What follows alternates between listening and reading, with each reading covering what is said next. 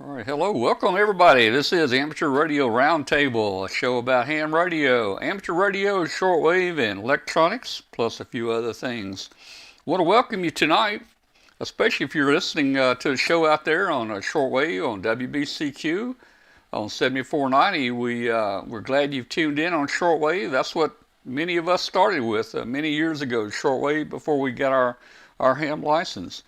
So, hey, drop us a note if you're out there and listening on shortwave. Just send that email to Tom at w5kub.com, Tom at w5kub.com.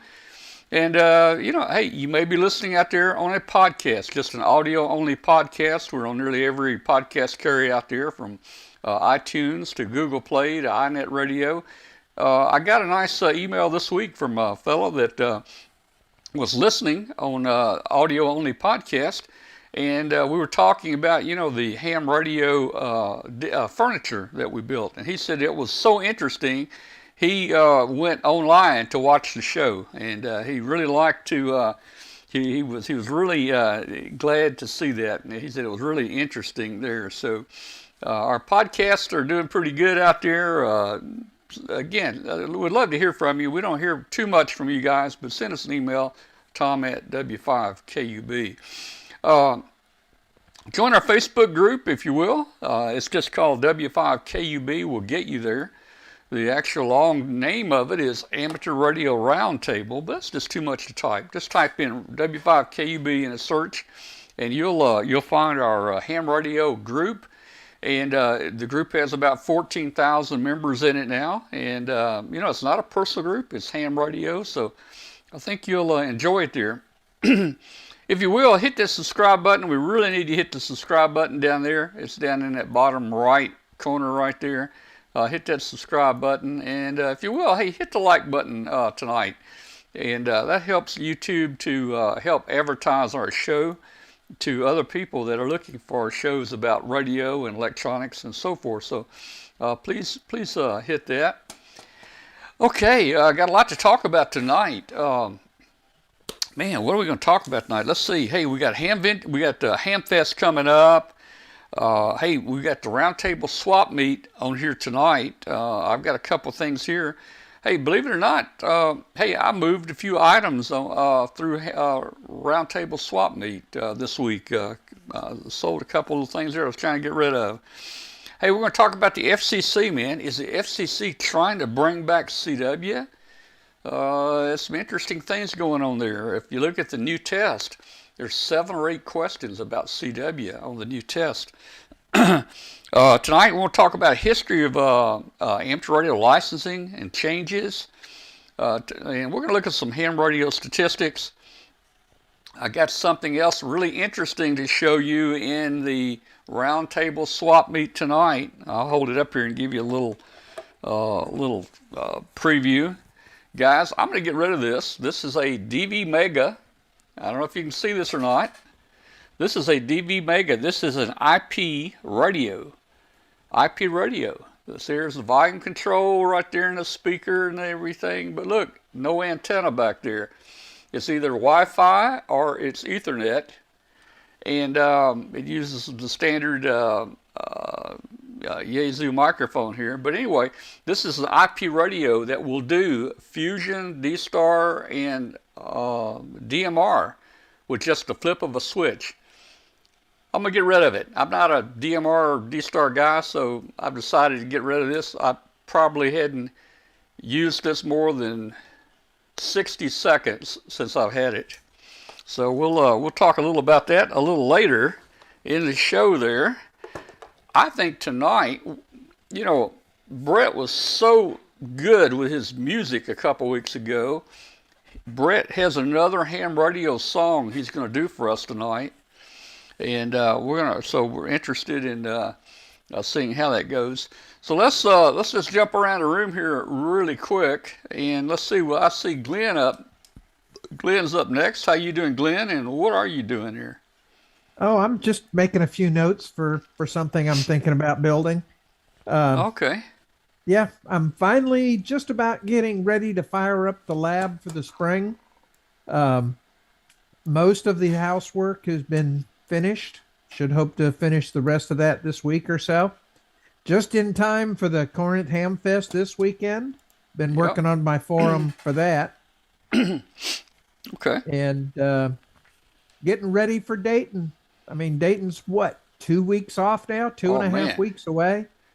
And I mean, I am fired up for Dayton this year. I am ready to rock.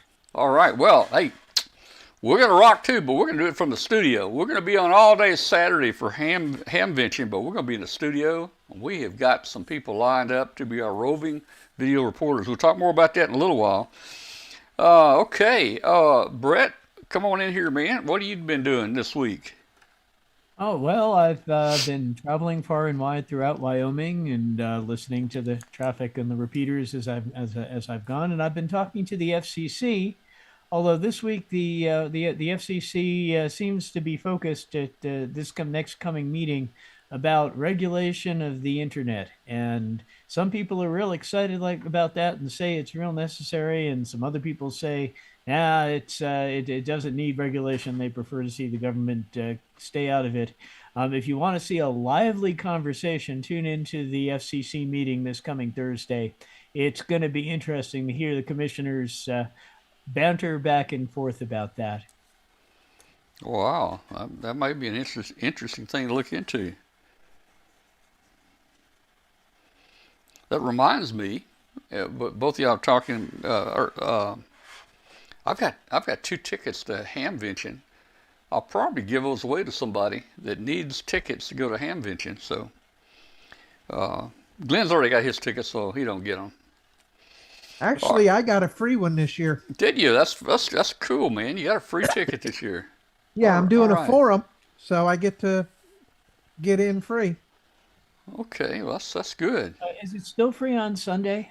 I know it I wasn't believe it free. is still free for I think so. anybody on I think Sunday. so. Yes. I think it's free for students also.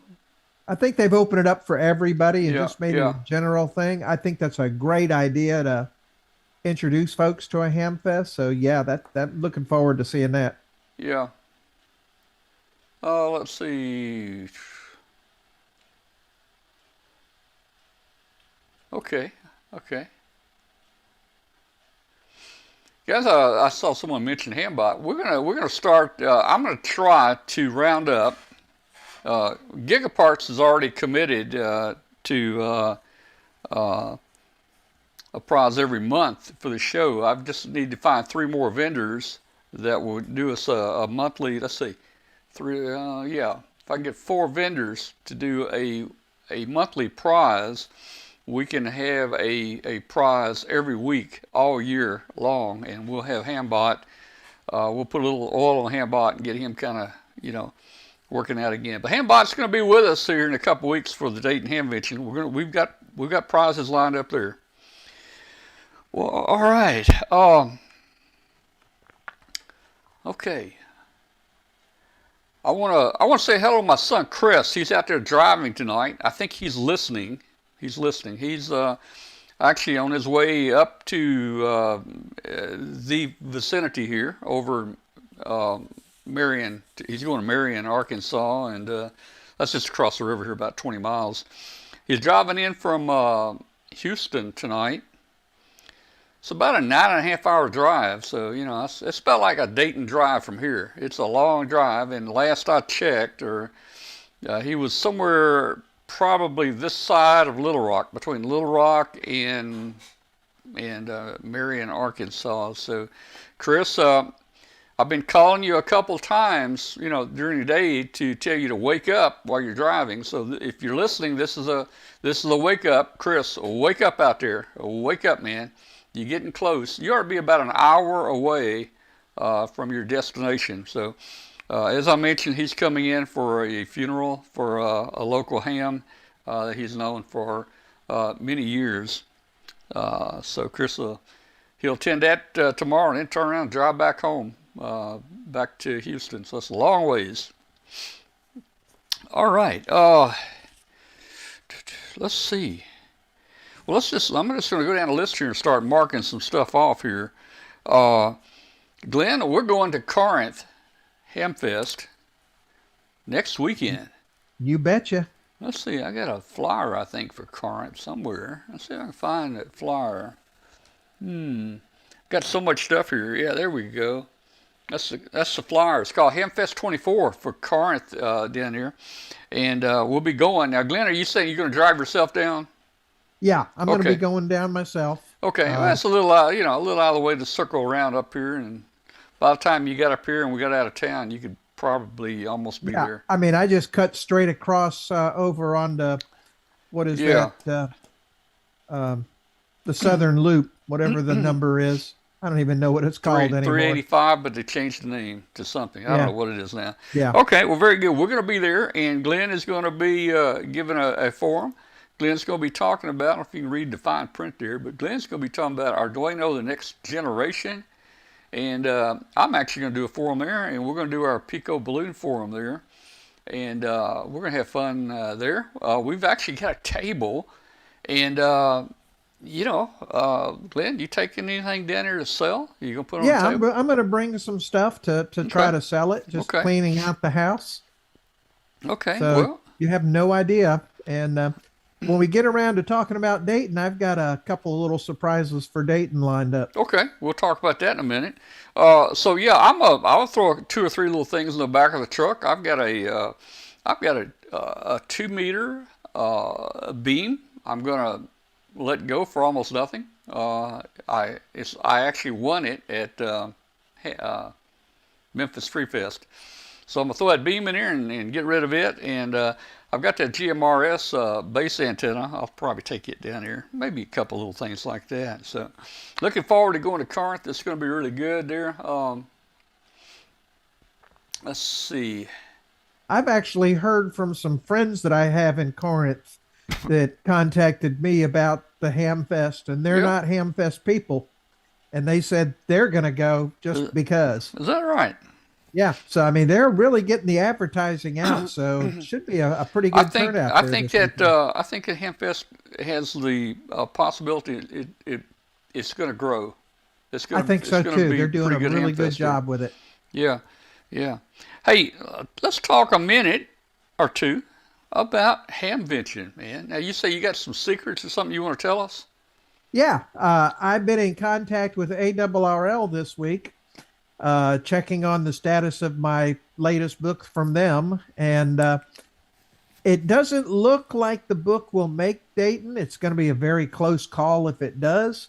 However, realizing that, ARRL has donated some of my current Arduino book for my forum to be given away, and they're also going to be giving away gift certificates for the new book Oh, okay. at my That's cool. forum. And I'm going to be kicking in a couple of Unos and Nanos to give out as well.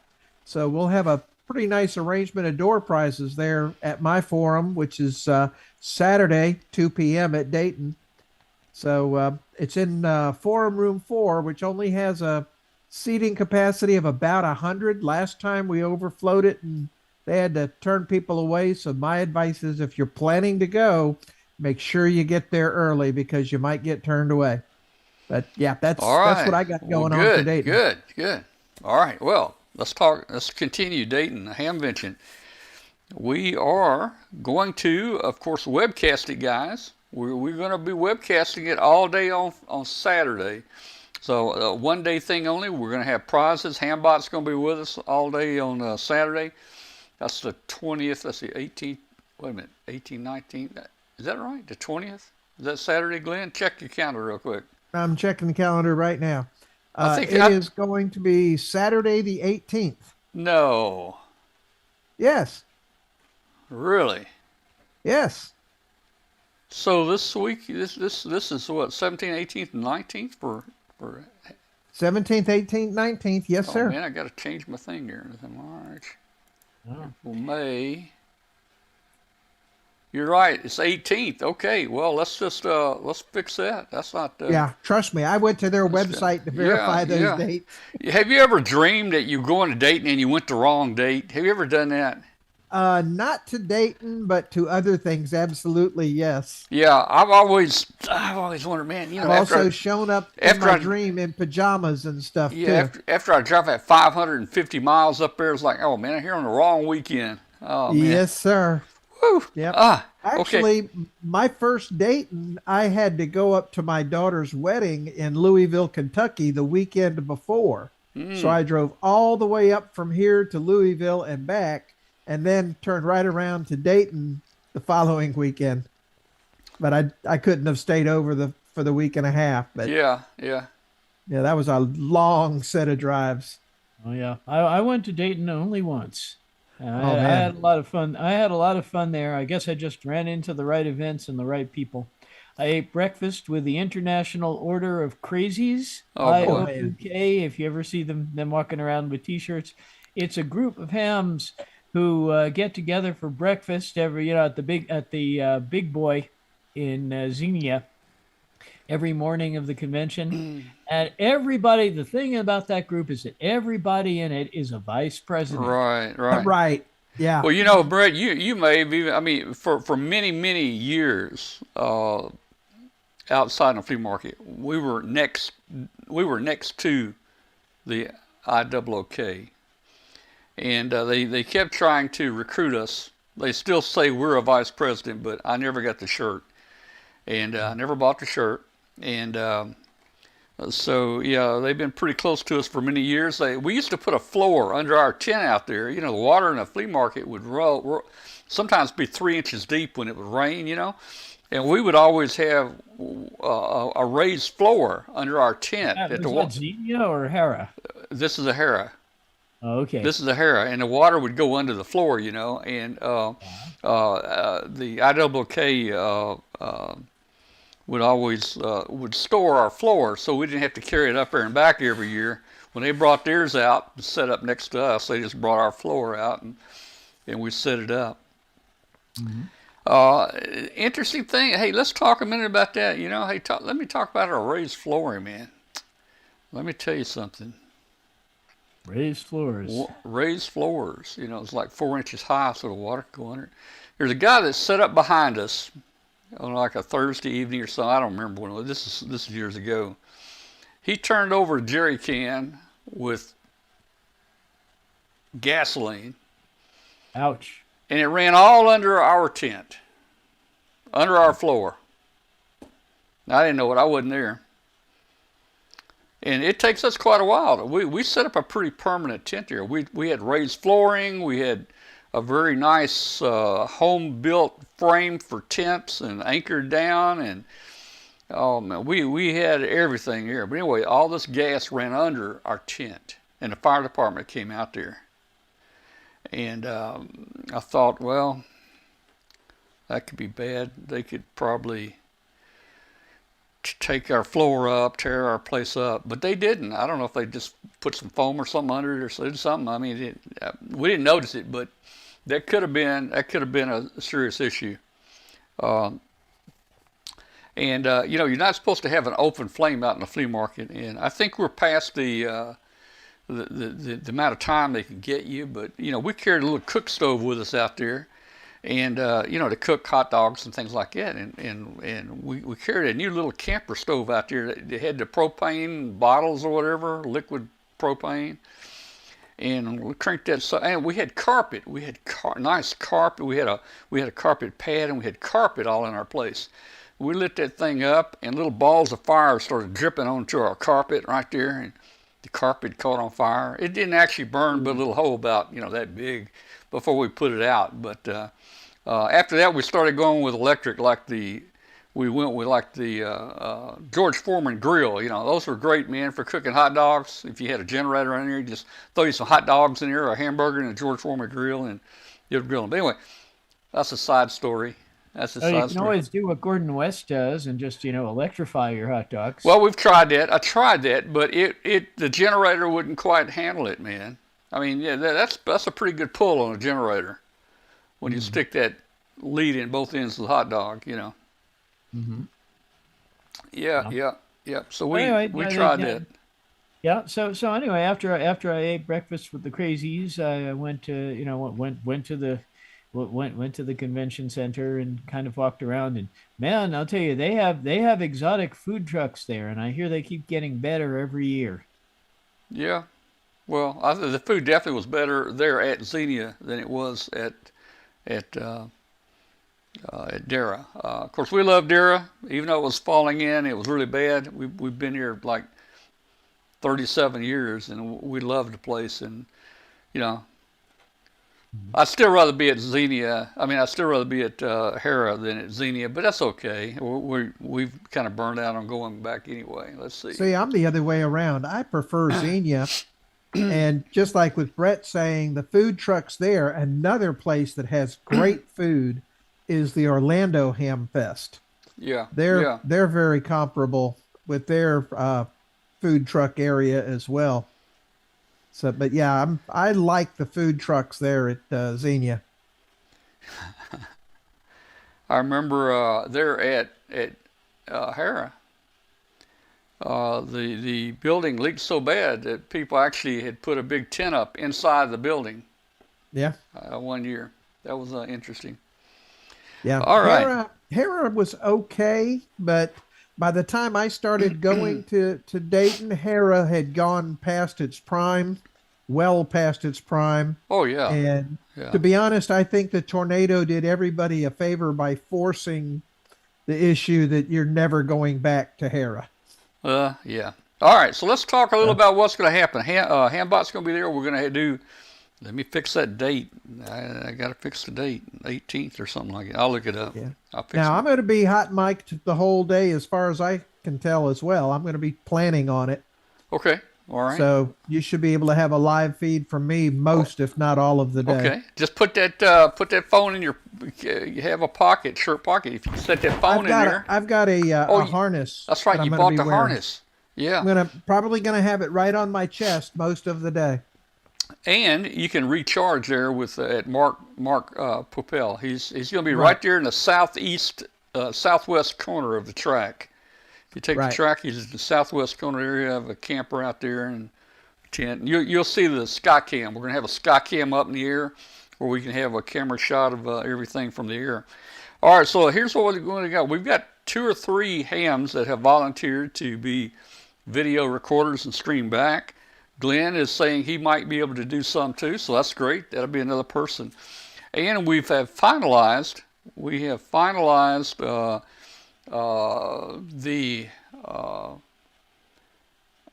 using the students there at the high school there in Ohio that have the TV class. They're learning TV production. And we've got 3 great people from there that we did a demo with them here last week. And they're going to be walking around streaming too. And that's going to be fun. So we should have enough streams coming in all the time that we're going to have something that we can show you all day on Saturday. Yeah, okay. All right. I'll start trying to advertise that too, so people will know to tune in to w5kub.com to watch Hamvention if you can't go. Again, guys, I've got 2 tickets. Hey, if you're out there listening here on shortwave or you're in the chat room and you need a ticket, shoot me an email, tom@w5kub.com, and I've got a couple tickets. If you only need 1 ticket, just ask for 1 ticket. If you and a friend are going, you need 2 tickets. Just tell me, you would like to have both tickets. Send me an email, and we will try to announce on the show here in maybe, we need to try to do it maybe in about a week to get it to you in time. So we got two Hamvention tickets that we'll be giving away there. So. Shoot me a note. All right, let's see. Let's jump over to. I'm really interested. Brett, are you ready to try to get the orchestra together and maybe sing a ham radio song for us? Oh, well, sure. Why not? I've got the samba band together, and they're all here, and I've got got my radio ready. All right, now you did so good last time. I mean, I think we were all completely just knocked off our chair. We were so surprised. It was really good. You got a 10 out of 10 from, I think, everybody. That's gonna be hard to match this time, but let's see if it's still up there. So, Okay. don't feel the pressure. But anytime you get ready, man, just go right ahead. Okay, well, here goes, and when you hear the introduction, forgive me if there's a little QRM. It's the best I can do.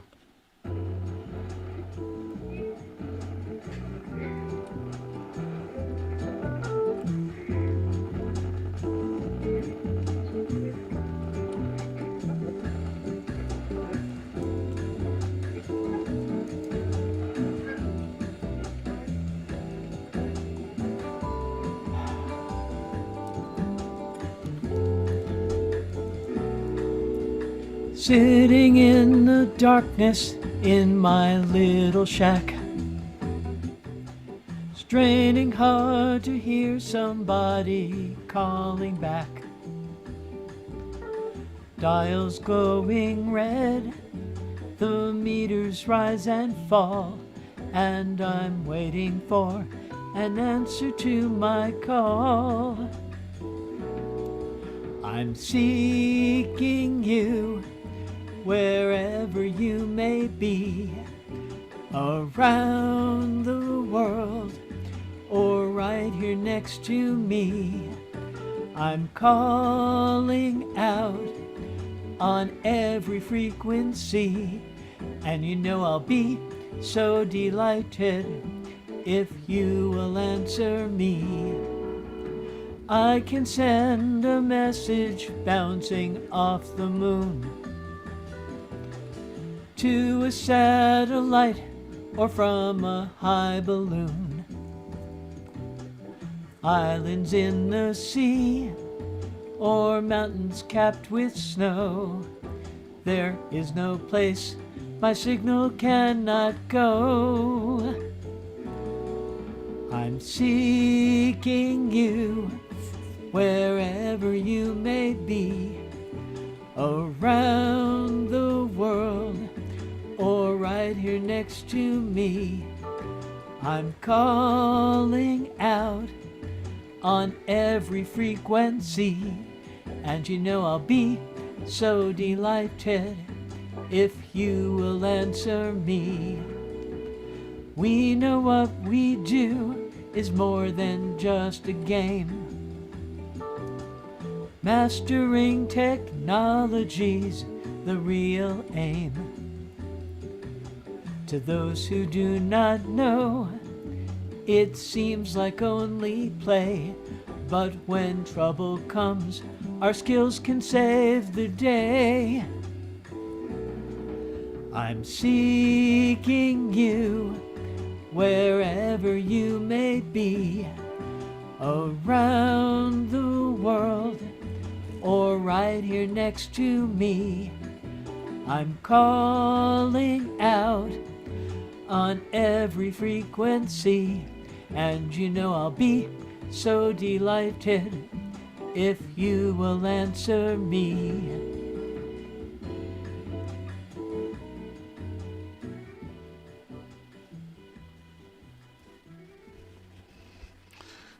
All right.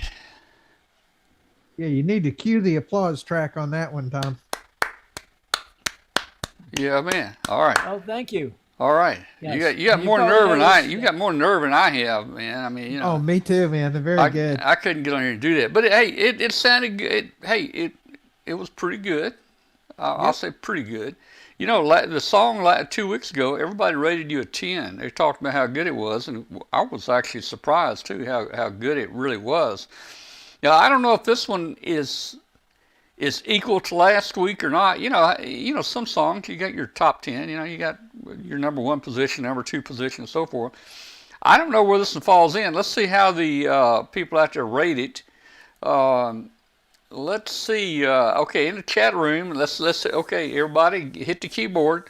Rate that song on a 1 to 10, and let us know how Brett did. Okay, Clifton says a 10. Wow, that was pretty good though. Pretty good. Mark Well, wants to I'll know be, when you're going to be releasing your CD. yeah, I'll have to get enough songs together for an EP. Yeah, you'll notice that the orchestra sort of got into CW there. Yeah, and you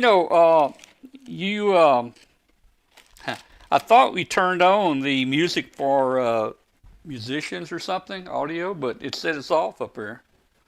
Well, I turned it off as soon as it finished because for talk it's better to have original sound It Well, off. actually actually, was off actually, during the whole thing. it said off during the whole thing. Oh, really? Okay. Well, Yeah. for me, it's set on. I don't know. It may be. I think it's individual. I think that if you It may see be. your upper left-hand corner, that's just for you.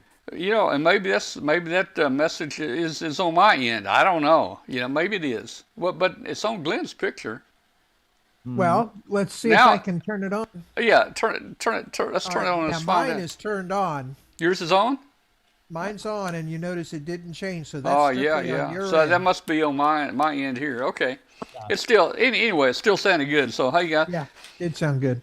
All Yeah, right. what I do, there are some people who have fancy mixers when they do podcasts, but Yeah, what I yeah. do is I have it on my speakers, and I have a Yeti microphone, and it's really good. It's a stereo mic, so it picks up everything from all sides, and I can just sing with it, and it's in sync, so I don't have Cool. to worry about Well, that's synchronizing. cool. Now, did you write the lyrics to that song yourself, or do you have help? Or No, I wrote the lyrics. Even just earlier this evening, I decided to change a word or two. oh, okay, cool, So cool. it's all of these can still be considered works in progress, but yeah, and I have a couple of more too. I have another one which is also has a little bit of Morse code in it.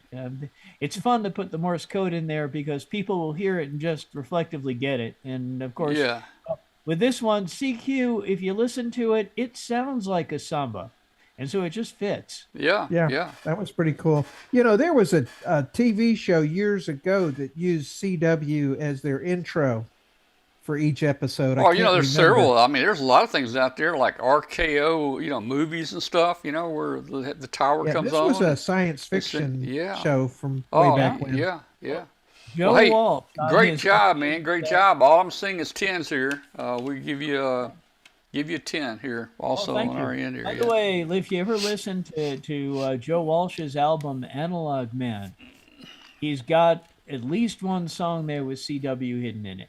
Cool. Ah, cool, cool.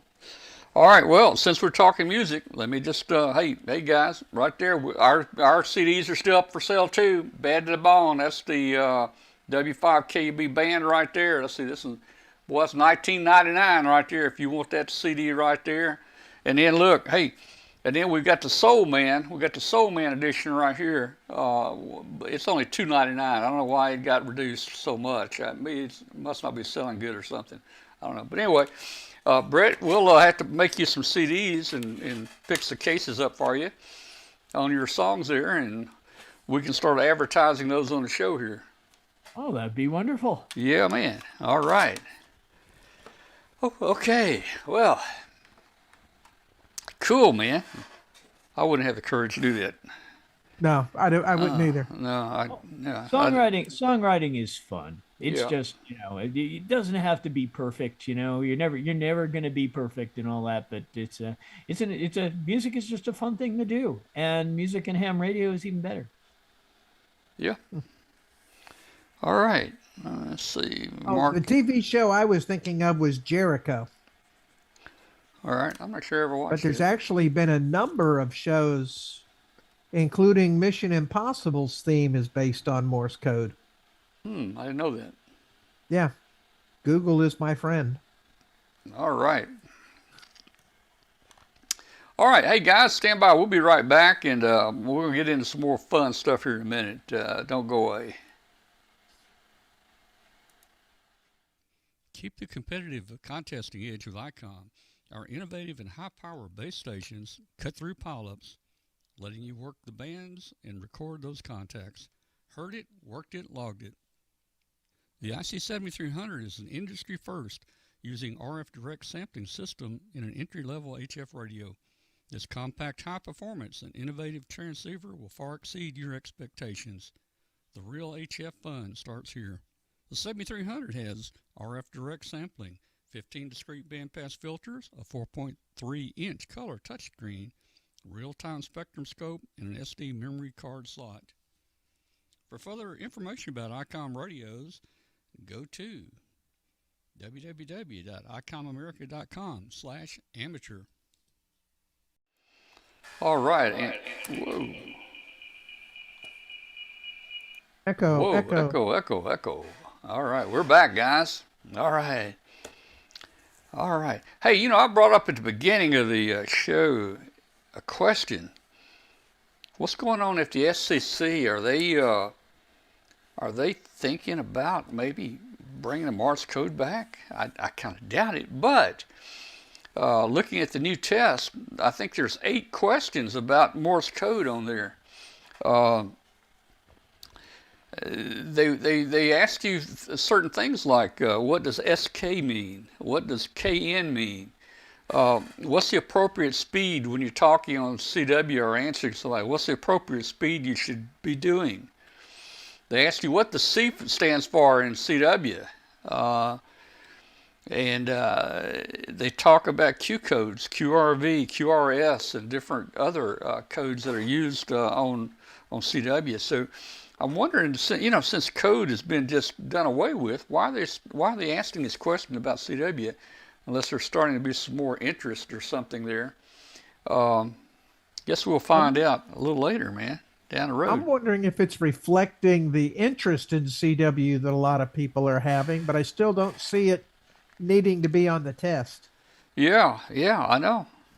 Well, you got to kind of be a generalist, and Q codes are still used even on 2 meters and things like that. Oh, so, during contests all the time, yes. Yeah, so I don't think it's I don't think it's a bad thing for people to know at least a few of the most important Q codes. As for the CW Pro signs, that's kind of, well, I don't know. I think sometimes when they're figuring out questions for the test, they're looking for trivia to see whether you really studied the book. Exactly. Yeah. There's a lot of tests that are like that. All right, so I'm going to look at my phone. I'm going to see where my son is.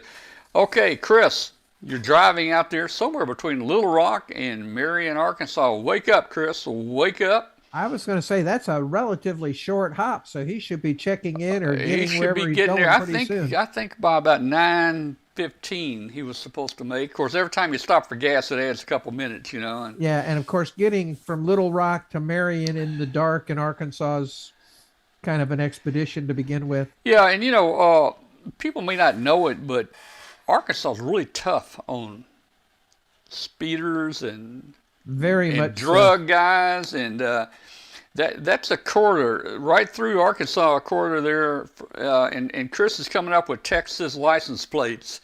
Oh, yeah, I got one of my only 2 speeding tickets right there in Tyronza. Yeah, and Texas license plates, and that's pretty much a sign you're going to get pulled over if you come through. Yeah. If you come across the interstate from down in Texas up through 30 and then across 40, you're going to be checked out anyway. Yeah, you're a marked man. Now, Glenn, there's a new on the show we watch. They're following a new policeman here now. I think he's in Lone Oak or what, somewhere right near there. He's got the fastest car in Arkansas. Oh man! Fastest car in Arkansas, and there have been chases 180 miles an hour. Holy smokes! 180, man. 180. Wow. It's something. Anyway, I'm afraid he's not going to last long, man, doing chases. Well, no, they just need to get him into Talladega and let him go. I'm not sure how long they can keep him on a show doing 180 down the interstate, especially at night, and weaving in and out of traffic like that. Gee whiz. Yeah. Oh, well, that's one of our shows. Arkansas State Police has their own YouTube channel, and if you guys want to watch some really crazy chases, just go to YouTube and put in there Arkansas State Police. They are the most aggressive state police in the United States. They will not stop until they get you, and they must have a terrible budget for collision, because they use their car as a weapon all the time. I mean, just about every chase is a pit, and some of the things turn out they're not quite pits, but I'm talking about head-on cars ramming each other and T-boning them to stop people. I mean, you ought to check them out. Arkansas State Police. Woo! Yeah, those are pretty cool. I can only handle a few at a time, but yeah, they're fun. Yeah, and, yeah. While I'm seeing this, Brett Clifton wrote a very interesting song title in the chat for you. Moon Bounce Over Miami. I could do something with that. Moon maybe. Bounce Over Miami. That'd be cool. That'd be cool. Yeah. So, all right. Well, you notice I mentioned moons and balloons. Yeah, I noticed Yes. that. You must have just added that. Yeah, that was what I changed. I figured you'd like that. Yeah, I noticed good. that. I heard it. Thank you. All right. Let's talk about. and while I'm thinking about go ahead. that, also at Dayton, and I don't have the forum schedule in front of me. I'll look at it in a minute. But Bill Brown will be doing one of the balloon forums there as well. And I think it's Saturday, but I'll double check right now. Yeah, it's usually a Saturday. Okay. We've been talking about licensing and call letter districts in the United States and so much. It got me thinking about some of the history of ham radio licensing changes that have happened over the years. And I was going to try to pull up and just talk a minute about that. Let's see if I can find something here. This might be interesting to talk a little about it. Let me see if I can get it up on the screen here. So this is a website here from, it's from ARL.org. It's a history of changes, ham radio license changes. Let's see if I can get a better picture there. Let's just go through some of these and see how things evolved there. We'll go back to 1912 right there. The introduction of licensing began about 1912. I guess before 1912, you didn't have to have a license. You just got up there with your spark gap and you did whatever you wanted to do, man. But somewhere around 1912, they started, I guess the FCC was formed, and they started, managing the licenses. I see Chris, AC5CM, just joined us in the chat room. On his phone, he can either see the chat or he can drive and listen to the video. So anyway, half a mile from destination. Okay, waiting on a train, he said. Okay. Yeah. I didn't know. Bill is in the chat room, and his forum is 11:45 to 1:15 in Forum Room 2 on Friday of Hamvention. And they're going to be launching 2 Pico balloons right after the forum. Well, that's cool. We'll try to follow that. All right, so around 1912, they started licensing ham radio there. Had a 5-word code requirement there. In 1917, it was 5 words a minute. They increased it a little sometime after that to about 10 words per minute. 1917, I guess radio was starting to kind of kick off there, but creation of the activity, cessation of the activity due to World War I. Okay, went to 1919. So what happened is during the war they cut off ham radio. You could not operate ham radio from roughly 1917 to 1919. And the same thing happened during World War II. They stopped ham radio there. And brings me to another story about ham radio during the war. And we had some people on our show here a year or two ago, old timers that during World War II, since the ham bands were actually closed, these guys actually somehow put transmitters on their telephone line, and I think they were in Detroit or Chicago, probably Chicago. And a group of hams in Chicago were actually able to work CW and talk to each other by transmitting somehow CW through these phone lines. It was an interesting show. I have to try to bring that up. So in 1922, the government started signing call signs. I don't know what they did before that. I guess you just pick your own. Don't know. We had two class licenses in it. We had a first grade and a second grade. And the first grade did require an examination of a code test and an essay examination. And a radio inspector actually gave the test at a Commerce Department field office. And the second grade was for people who could not attend or go to the Commerce Department field office. So I guess they let a amateur radio first grade license was approved to give the test. 1923, by 23, the extra first class license was added. Another new license class was created, the amateur extra first grade. It had additional operating privileges. It had a more difficult written exam and a code test of 20 words per minute. 1924, look at here, spark gap transmitters were used until 1924. They were banned on the newly allocated 80, 40, 20, and 5 meter bands. So you can tell this is old because we don't have a 5 meter band anymore. 1926, it says spark gap transmitters made illegal on the ham bands. I guess in 24 they were grandfathered in on maybe some of the older bands, but not on 80, 40, and 20. 1927, the amateur first grade license was renamed to amateur class license. The Federal Communications Commission was actually created in 1927.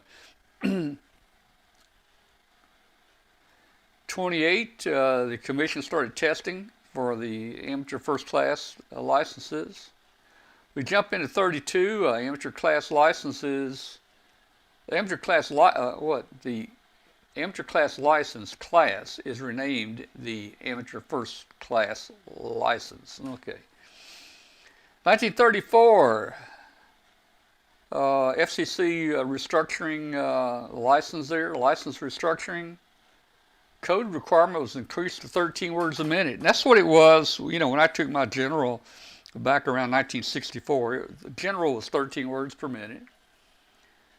Accurate logging required. Mobile or portable operation required. Written notice. Okay. I remember... when in '64, even as a general, we had to log everything. It was a requirement. You had to log it.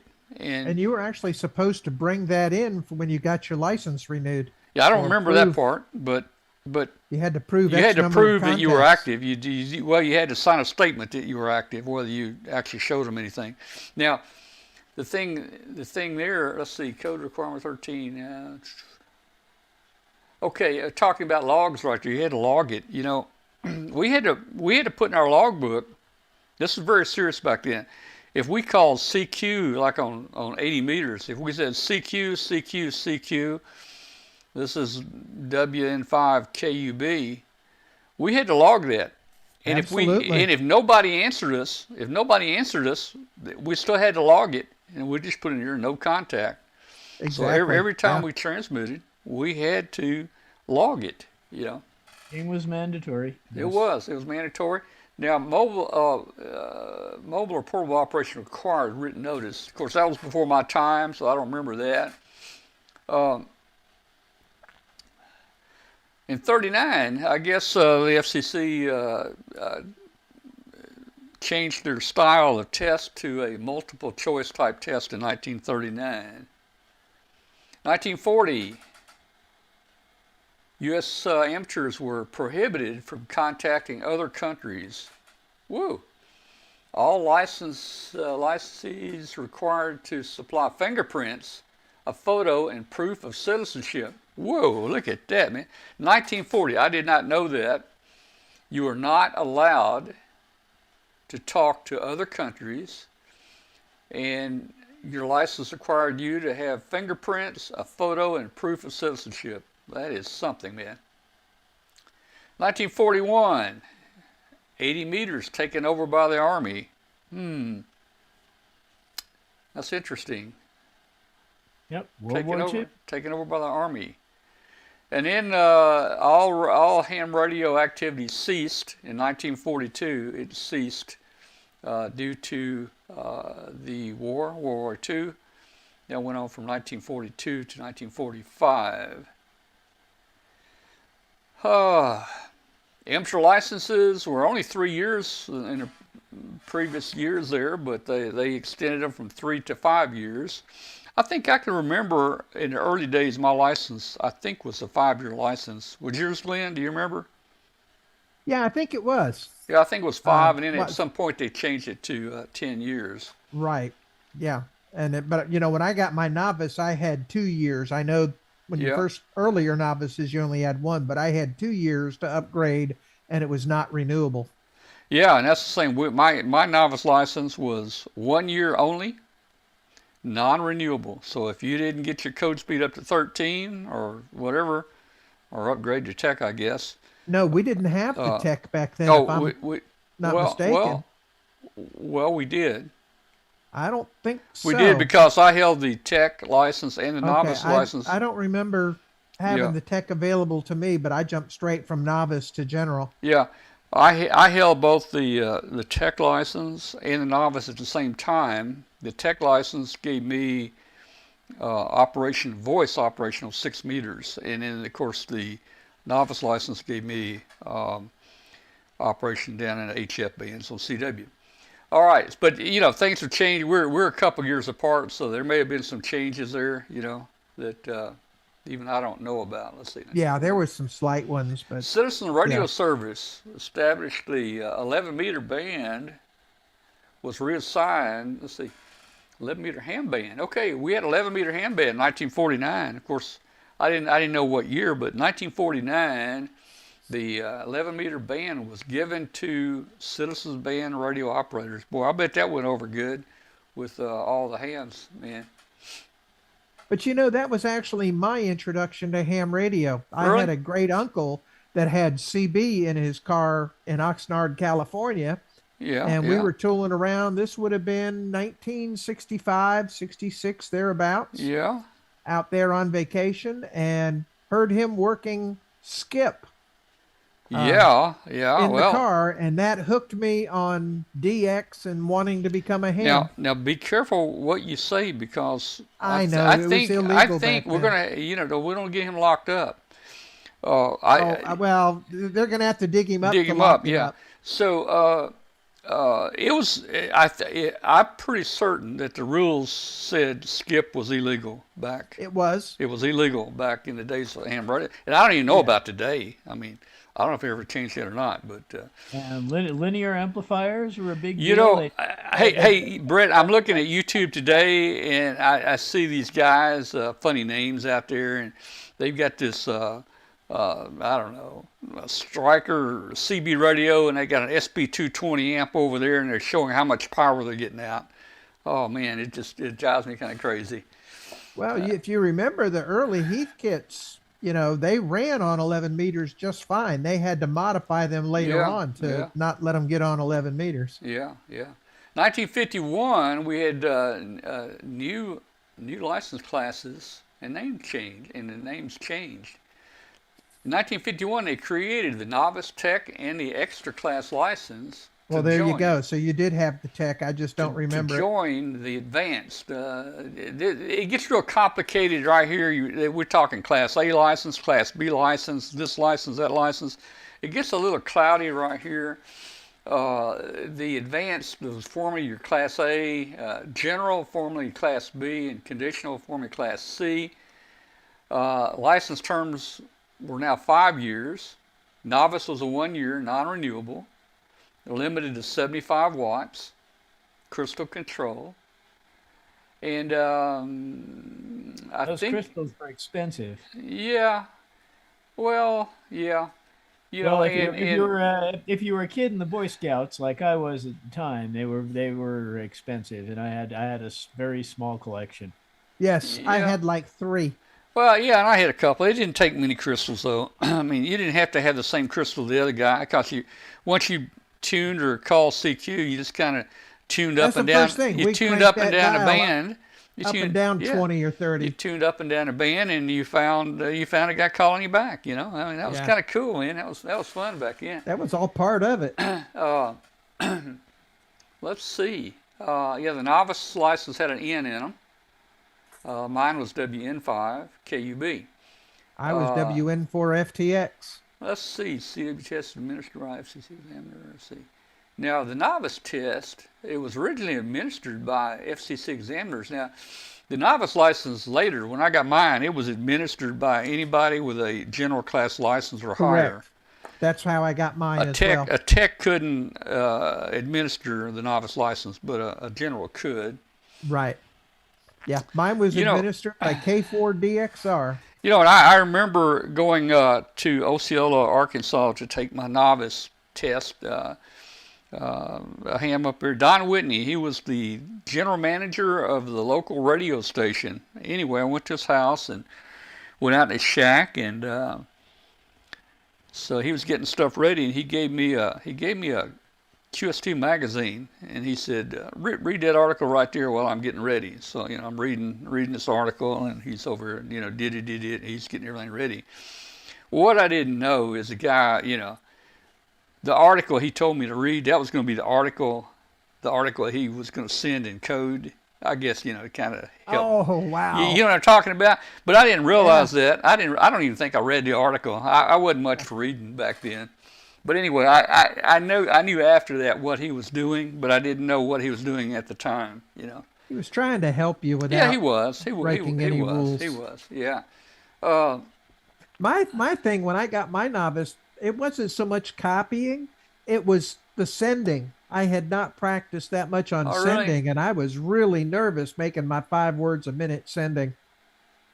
Yeah, let's see. But I made it, so it's all good. Yeah. Let's jump up to 1952. Okay, in 1952, the FCC stopped issuing the advanced class license. I didn't know that. Of course, that was before my time. They stopped issuing the new advanced class license and took away unique advanced and extra privileges. Everyone general and up had the same privileges after changing license classes. Yeah, now, we're going to see here in a few minutes, a little later in the years, they came out with incentive licensing. And that was after I got my license, after I got my general license. But basically, when you got your general license, you had the entire band. You had the entire band on every band that you could use. About 3 or 4 years after I got my license, they implemented what they call incentive licensing. And they took away half your band. They took away half the phone band for general and every, you know, so the general class had, you know, full bandwidth, and then when the incentive came out, they lost half their voice band. And if you were an extra, you got a fourth of that back. And no, if you got an advanced license, you got a fourth of that back. So now you had 3/4 of what you started with. And then if you got your extra license, you get 100% of the band back. So that was kind of interesting back then. 1954, a novice license testing was turned over to hams. Volunteer hams who administered the code sent the paperwork to the FCC, who would then return a written test to the volunteer and would administer and then send it to the FCC for grading. Okay, in 1955, the tech class received 6 meters. So 6 meters is, well, I was going to say it's not that old, relatively not that old, but actually 55 to now is about, that's 3/4 of a century ago, actually. But they got 6 meters back in 1955. 59, technician licenses were given a portion of the 2 meter band.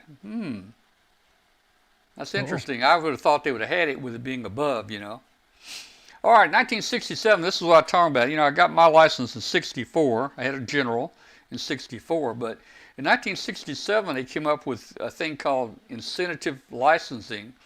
It took place, returning the advanced class license and taking privileges away from generals. So they took half our bands away again when this came out.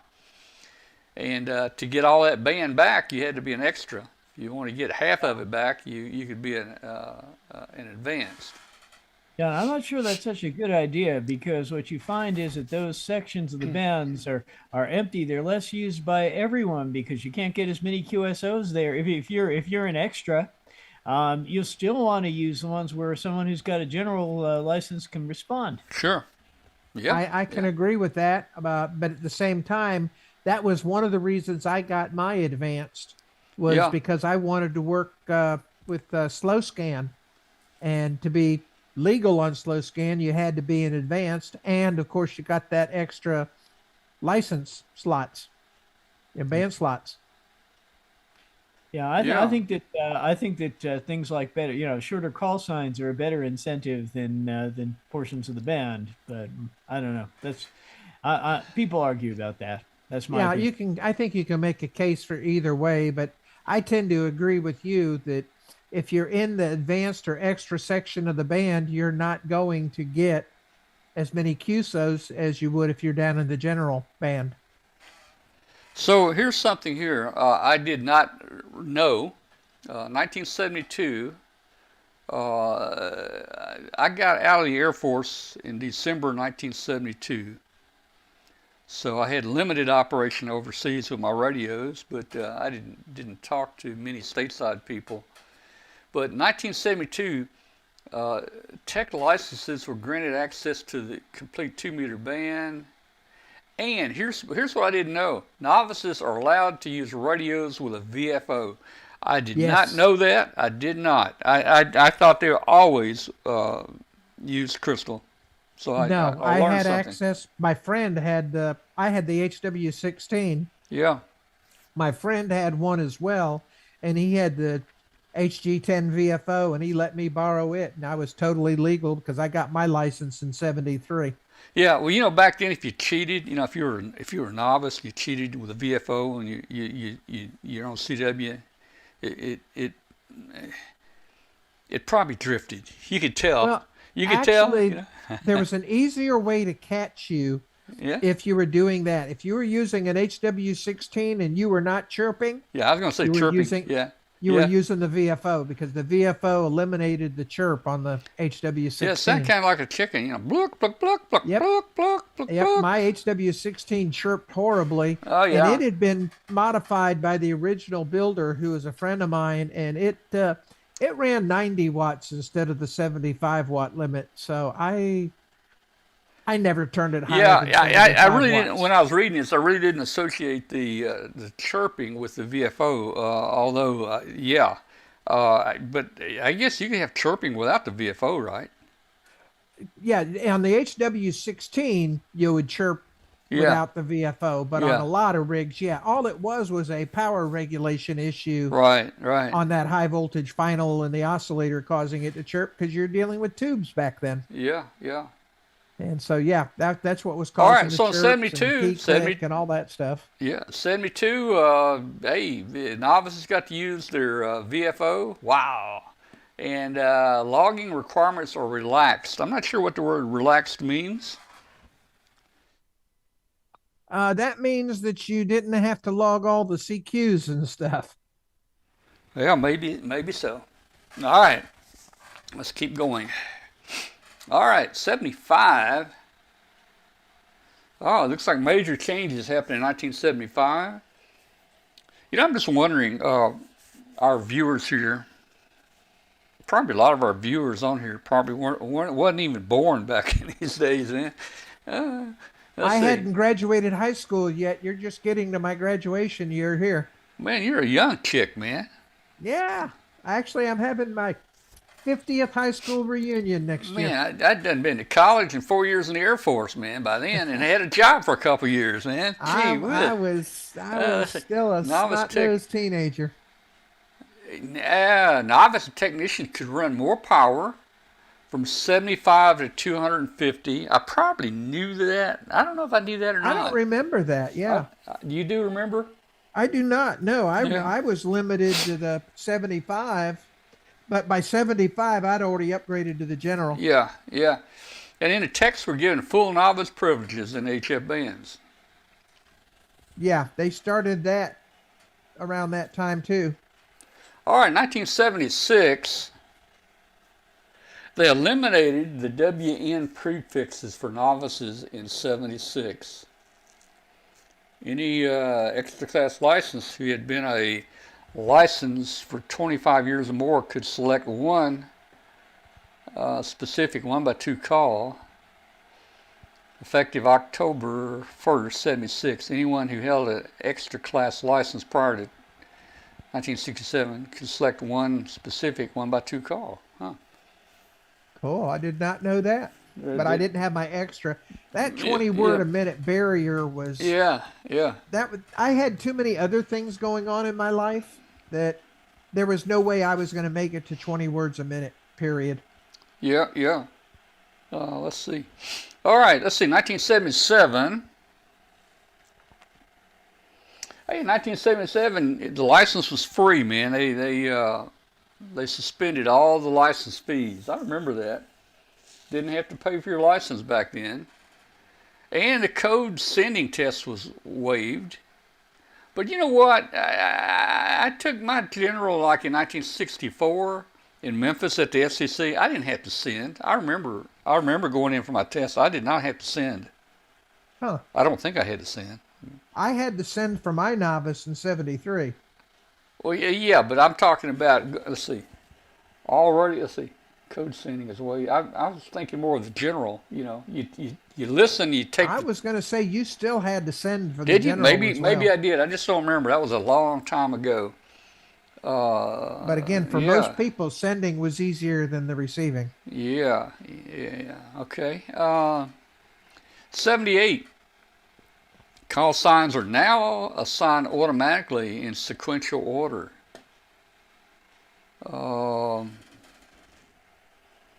Call signs automatically, sequential order. Novice license becomes, and in 78, the novice license then became a renewable license that you could, renew every year and keep it. There are still a few novice license, even though you can't take that test and get the novice now. Yeah, there are still novices that have is the word active license. They kept their license active. Right. And you can't get them now, but there's still some. It'd be interesting to know how many novices we still have out there today. Man, let's see. Yeah, there's still a few. Yeah.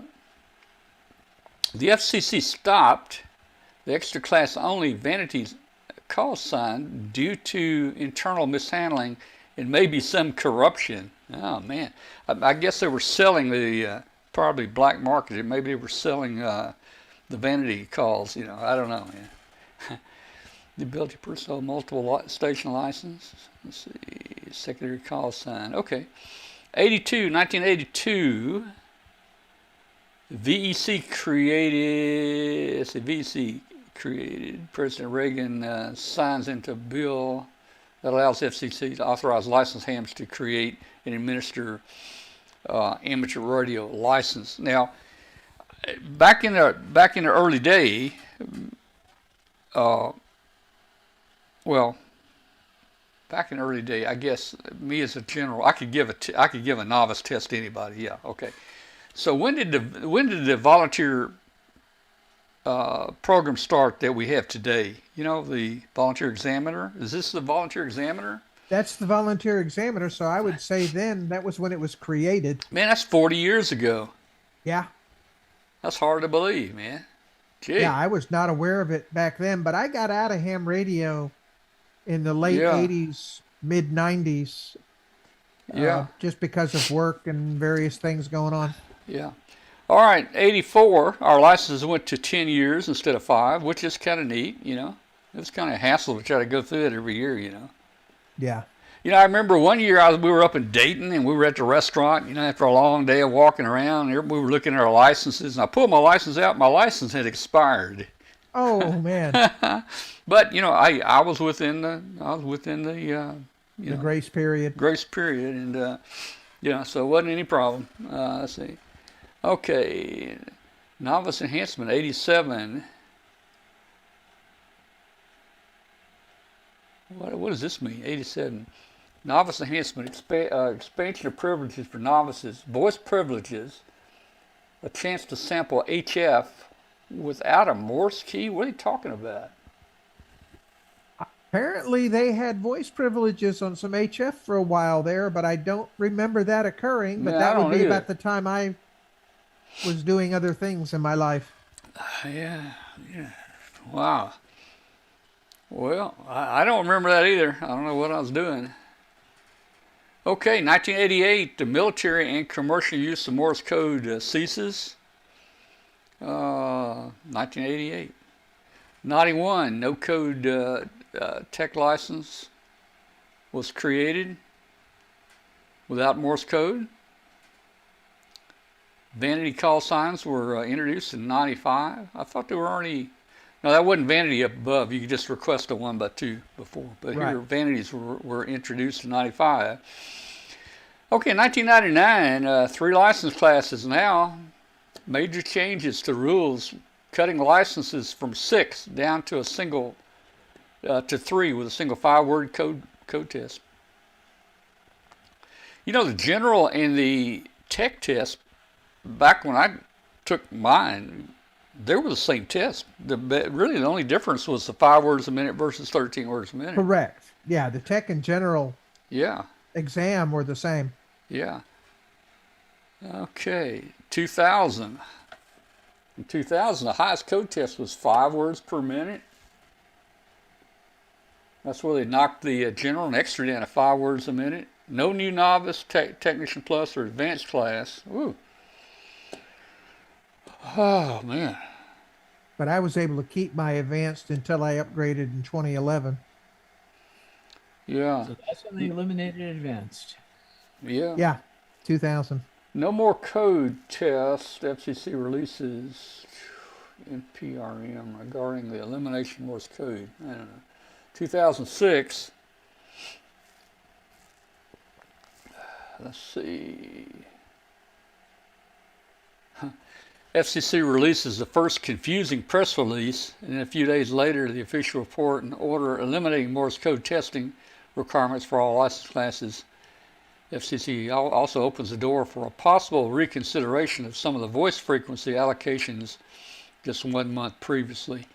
All right, so that just took us up to 2006 right there, but that was some interesting history, I guess, about licenses right there, and I learned a few things that I didn't know or didn't remember. Yeah, WD8IOL is listing AE7Q.com is listing 6,658 novices still licensed. My goodness. That's more than I would have thought. Yeah, I would have thought there'd be about 40. Yeah, I would have thinking, 75, something like that. Yeah. Yeah. My goodness. Yeah. Impressive. Okay. Interesting. Okay. All right. So let's see what time we got. 9:15. I want to jump into this real quick. Hey, let's go to Roundtable Hamfest, guys. It is time for our Hamfest. I put a couple things on here a couple weeks ago, and somebody contacted me. I moved some stuff, and this is an area. If you got a radio or something you want to sell or swap or give away, let us know, and we'll put it on Roundtable Hamfest. And we won't have Roundtable Hamfest if there's nothing to show, but this week we have something to show. So, guys, let me tell you, you guys, if you were following the show, you know that I got into and tested some DMR stuff, and we tried to get a DMR repeater going. We just didn't have the height here didn't work out well. So I'm selling the DMR radios and stuff that that I have here. I've got one DMR radio left, and it's brand new. Basically, I think I've only put maybe 30 words through it. How about that for usage? How much you use it? I only put 30 words through that radio. But there it is right there. It's the Retrievus RA87. It's a 40 watt GMRS mobile rig, and you know, it sells for around $194. Once you pay the taxes on it, you're gonna be up $210 or something like that. I'll probably let it go for. It's brand new. I'll probably let it go for $175, but I've got a programming cable that will go with it, and you know, everything. In fact, the hardware hadn't even been opened on that radio right there. So anyway, if you're interested in GMRS, shoot me a note. Let's see what else we got here. What did you say you were asking for the GMRS, Tom? Probably around 175. Okay. And I'd probably ship it for that. So that'd probably save you about $50-$60 on that radio. And again, it's brand new. Yeah, that's a nice looking radio. Let me show you another radio I'm gonna get rid of here. Guys, you know, I'm gonna get out of DMR Fusion and D-Star. I've never really operated in it. But I wanted to give it a try, and I wanted something simple. So I bought, this is a pretty expensive little box right here. I bought a DV Mega Cast. This is a IP radio. I'm going to show it to you. That's an IP radio. And you can see it's on D-Star right now. Let's see. Let's turn the volume up. Q0, I think, or EQL. This is W4ALQ. Go ahead.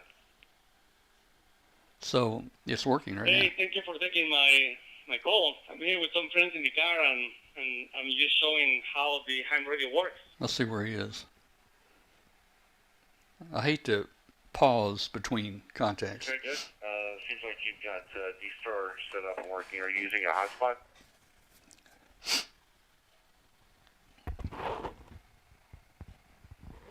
Yeah, that latency would drive me nuts. Where'd he go? He may have just lost him. I don't know. But anyway, hey guys, this is a DMR. This is a IP radio, and you can see I've got the. W6QQO W4ALQ. Not sure if you heard my last transmission. Are you using a hotspot, or are you connected to via a repeater? All right. I am connected to a repeater here in Fulton, California. All right, he's in California. I was going to say California to a. Yeah, he's that's D-Star. So guys, it comes. I've got a microphone with it. Now, typically, the radio does not come with a microphone. If you want the microphone, you have to pay separate for it. You have to pay separate for the power supply. So so this is what it looks like. That's the IP radio right there. And if you look here, it takes a standard Yaesu microphone, $61. It takes a power supply about 10. That's $70.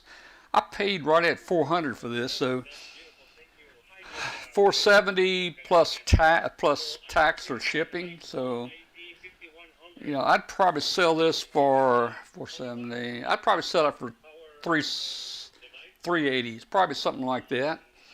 Probably almost $100 off of it. Again, it's brand new, and I'm going to show you how it works. But on the back, you got your power plug on the back. Let me get the thing there going. You got your power plug on the back. You got Ethernet connection here. You got an Ethernet connection here, or you got Wi-Fi, so you can connect any way you do it. Now, this is kind of neat. If you got a hotspot or something in your car, you can put this in your car or truck, and you've got DMR in your car or truck. We used to go into Dayton one year, and as long as you got internet, you got DMR, you got D-Star, and you've got Fusion. And I'm going to show you how easy it is to change from one to the other. Let me get a different camera shot here. Thank you for sharing. So, I use my radio only for outdoors when I See go if we can. in the middle of nowhere. Okay, so hey, right now we're on D-Star. If I wanted to go to DMR, What do you use? all I got to do is a touch screen. All I got to do is touch D-Star, and you see I'm on DMR now. I'm on DMR, and if I want to go to a DMR talk group, there's your talk group right there. I just click the let's see, DMR. Let's see that Fusion, D-Star, DMR, and then I'm gonna take that.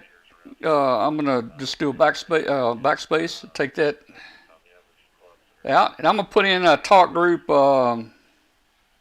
Oh, wait a minute. Wait a minute. DMR. I hadn't used this long. DMR. Okay. Backspace. I'm gonna put our amateur radio call talk group in here. We are 31963. I think 63. Oh. 63.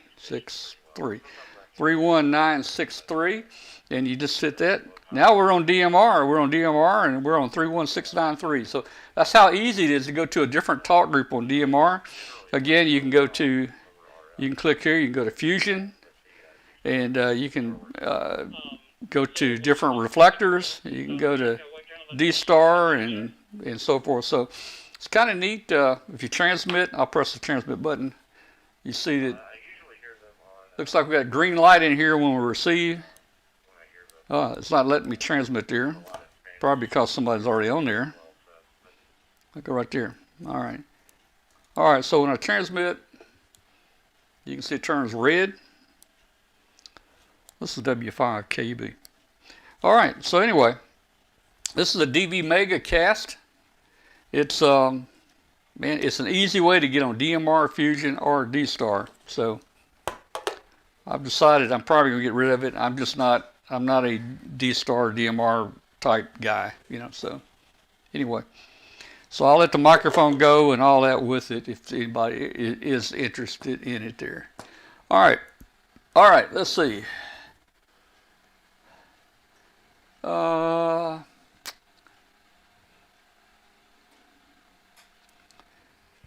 Okay, we're 9:24.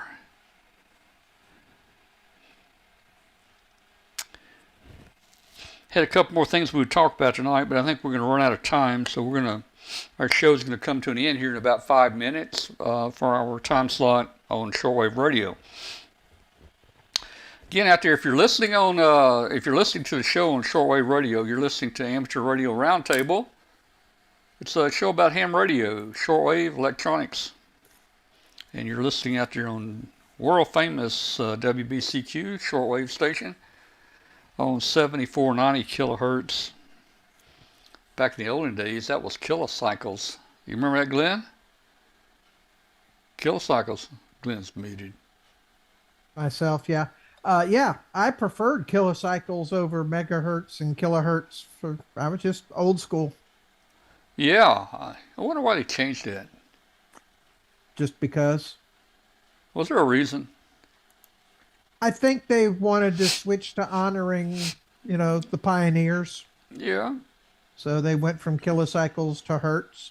I mean, it could just easily been 7490 popils.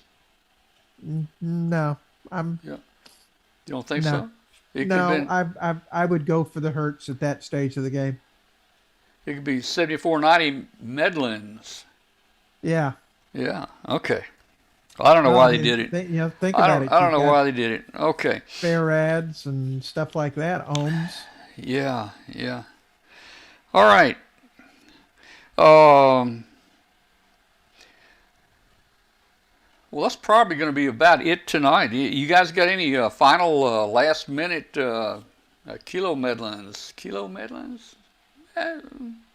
Yeah. Yeah, kilo mega popils. Well, I mean, I'm going to start loading up the car and getting ready for the Corinth Hamfest here. Starting probably Thursday is when I'll start loading.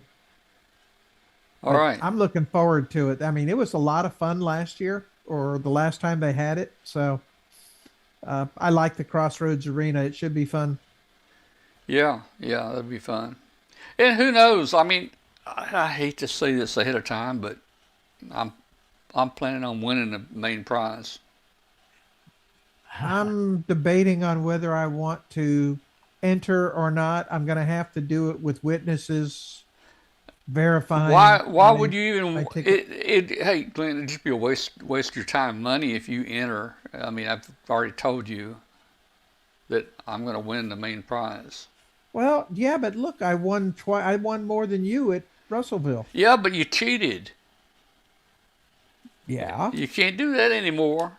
You can't do it anymore. All right. Well, no, I just may have found a different way to creatively enter drawings. Yeah.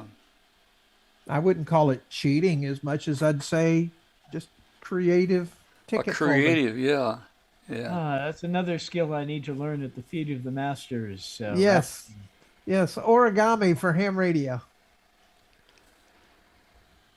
I'll have to look it up. What is origami? Origami is the Japanese art of creating images and symbols using paper folding. Oh, okay. I got you. Yeah. Because that was mentioned last week or two. I never really knew much about that. Let's see what's going on here.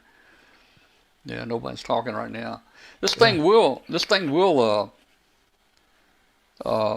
cycle from distorted fusion to DMR, look like a scanner, looking for stuff, and all right, I don't hear anybody on here right now. All right. Well, guys, thanks for joining us tonight. We really appreciate you being with us. Hey, hit that subscribe button, hit the like button, please. We really appreciate it. And we'll see you guys next week. And let's see here. I was looking for something good here. Hambot's going to be with us again. Here we go. So you're saying I can ask this cat any question? The cat is connected to the computer. You just type in the question, it will read his mind. There the answer comes.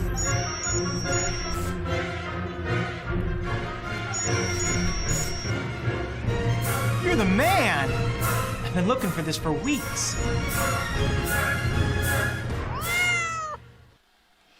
All right. Good night, everybody out there. We're glad you joined us tonight. We will see you next week. 73 to you. Good night.